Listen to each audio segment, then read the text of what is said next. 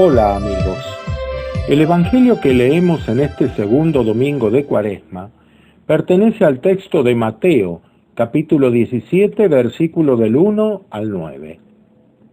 Es el pasaje que se denomina la transfiguración del Señor. Es Jesús quien revela su interioridad a sus amigos.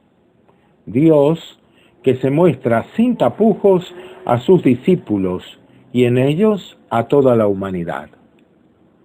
El sentido espiritual del texto está presente en una serie de elementos que se van contando a lo largo del relato y que revelan una realidad sobrenatural que irrumpe en la oscura cotidianeidad del mundo para llenarla de luz divina. Veamos entonces los elementos que componen la escena. En primer lugar, los personajes. Pedro, Santiago y Juan, que son apartados por Jesús, es decir, son sacados de los quehaceres cotidianos para disponerlos a lo que les va a ser revelado. Luego está Jesús, que como Hijo de Dios, ilumina a los que hemos nacido ciegos para las cosas de Dios, y que en el relato se presenta con su rostro resplandeciente como el sol y sus vestiduras blancas como la nieve, signo de su divinidad manifiesta. Moisés y Elías, que no son personajes tomados al azar, sino que representan la ley y los profetas del Antiguo Testamento que dialogan con Jesús. Es decir, el Antiguo Testamento, que preparó y anunció la llegada del Mesías, cede su puesto a la realización de la salvación en Jesús, quien le da cumplimiento. Por último, la presencia de Dios Padre, que desde la misteriosa nube resplandeciente hace oír su voz, haciendo conocer su voluntad a todos los hombres. Así como hemos señalado los personajes, podemos analizar también los gestos de la narración, como expresión del sentido espiritual. Veamos. Caminar hacia un monte alto, que implica encaminarse al encuentro con Dios.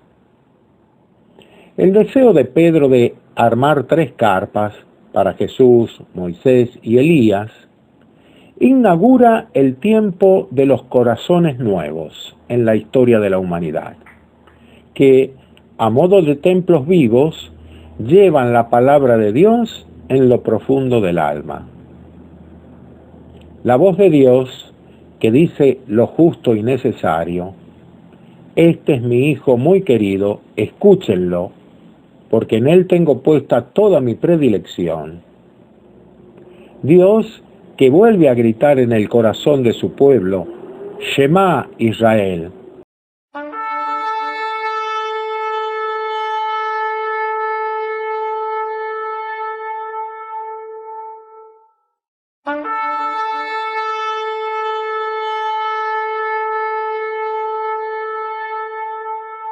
Es decir, escucha Israel, este Jesús es tu Dios y Señor.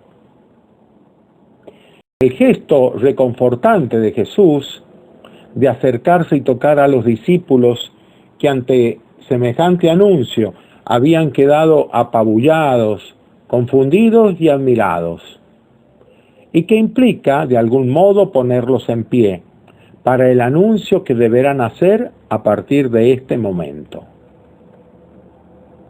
No hablar a nadie de esta visión hasta después de la resurrección es el último gesto que señala el relato y que implica aprender a atesorar y guardar los secretos de Dios hasta el momento en que Él lo determine.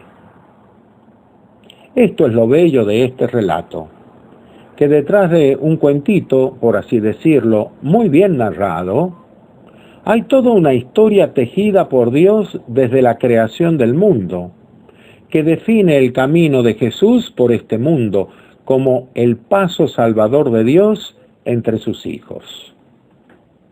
Ahora nos toca a nosotros hacer realidad lo que el Padre nos propone: escuchar a Jesús. Que tengan una bendecida semana, amigos.